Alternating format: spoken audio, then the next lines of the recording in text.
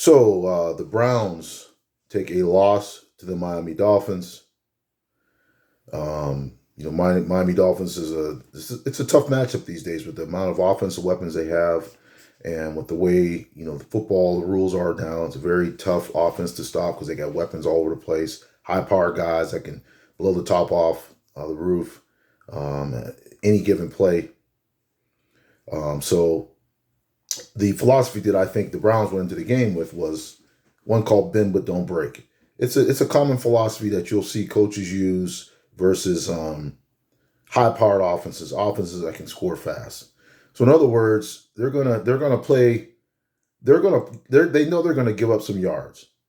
That's where the bending part is. They're gonna give up some yards, but when it says don't break, that means keep them out of the end zone.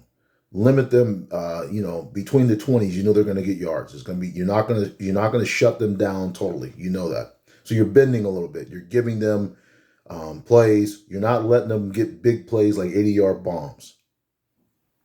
Okay, but in that game, it appears that the bend but don't break defense that the Browns attempted to use.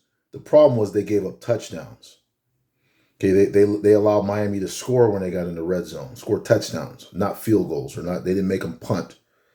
Okay, if you keep them to field goals, then you stay within the game, and that's evident that they just had too much for the Browns to handle, and also they ran the ball, which is probably something that if you listen to Kevin Stefanski's post game interview, he talked about they ran the ball and that kept us off balance. I don't believe that. The Browns thought that the Dolphins would run the ball as much as they did and be as patient as they were with the run. And when they were running, they were getting big plays. So, they were getting 10 yards, 8 yards.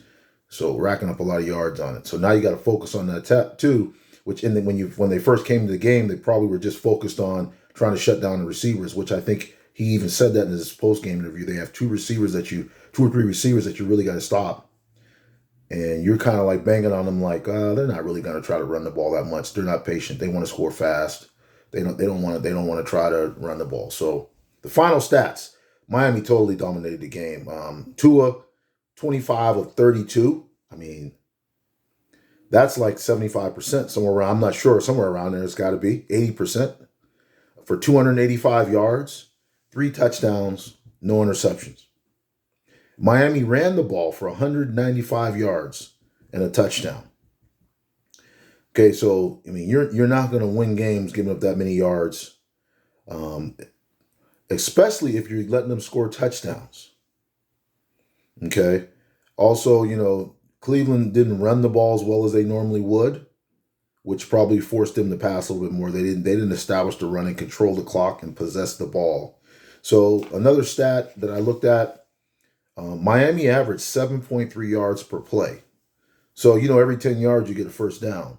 So it was only taking them 2 plays to get a first down on average. So, that's just, they weren't going to be you're not getting them in third down situations. You're just not going to win games playing that way. If you're going to use the bend but don't break defense, you got to stop them you got to make them punt sometimes. You got to be able to force some turnovers sometimes. And you got to be able to stop in the field goals. You can't give up touchdowns when you're playing that type of defense. And I think that's what happened to the Cleveland Browns against the Miami Dolphins. Don't forget to like, subscribe, and message. I want to hear what you guys have to say about that game. Peace.